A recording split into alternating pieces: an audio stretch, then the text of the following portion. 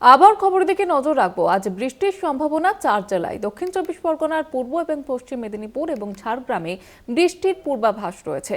মেঘলা আকাশ এবং বিক্ষিপ্তভাবে হালকা বৃষ্টির সম্ভাবনা। কলকাতা, হাওড়া, হুগলিতে দুপুরের পর থেকে আবহাওয়া পরিবর্তনের সম্ভাবনা রয়েছে। আপাতত শীতের আমেজ কিছুটা বাধা। কলকাতায় সর্বনিম্ন তাপমাত্রা 19.1 ডিগ্রি সেলসিয়াস, যা তাপমাত্রা কিছুটা হলেও বেড়েছে। এবং পশ্চিমের জেলাগুলিতেও ডিসেম্বরের দ্বিতীয় সপ্তাহে পারদ পতনের সম্ভাবনা রয়েছে। বেশ কয়েকটি জেলায় বৃষ্টির সম্ভাবনা রয়েছে এবং মেঘলা আকাশ এবং বিক্ষিপ্তভাবে হালকা বৃষ্টির সম্ভাবনা রয়েছে, এমনটাই আবহাওয়া দপ্তর সূত্রে জানা যাচ্ছে। আপনাদের জানিয়ে রাখবো, কলকাতা, হাওড়া এবং হুগলিতে দুপুরের পরে আবহাওয়া পরিবর্তনের সম্ভাবনা রয়েছে। কথা বলবো, টেলিফোন লাইনে রয়েছে প্রতিনিধি শাশ্বতী রায়। শাশ্বতী, আবহাওয়া দপ্তর সূত্রে কি জানা যাচ্ছে?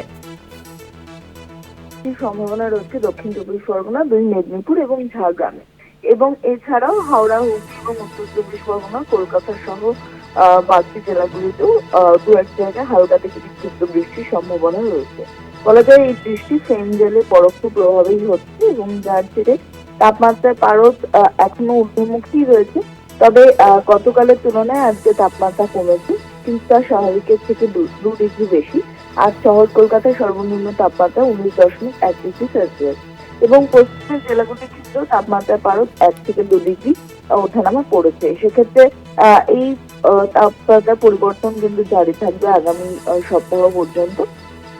ডিসেম্বরের দ্বিতীয় সপ্তাহ থেকে শীতের দ্বিতীয় ইনিংস শুরু হওয়ার সম্ভাবনা রয়েছে। সেক্ষেত্রে জাঁকিয়ে শীত পড়ার সম্ভাবনা জারি থাকছে ডিসেম্বরের দ্বিতীয় সপ্তাহ থেকে, এমনটাই জানাচ্ছে আলিপুর আবহাওয়া দপ্তর।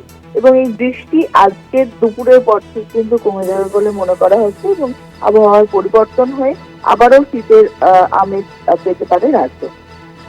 ধন্যবাদ জানাবো শাশ্বতী। আমাদের সঙ্গে টেলিফোন লাইনে ছিলেন প্রতিনিধি শাশ্বতী রায়।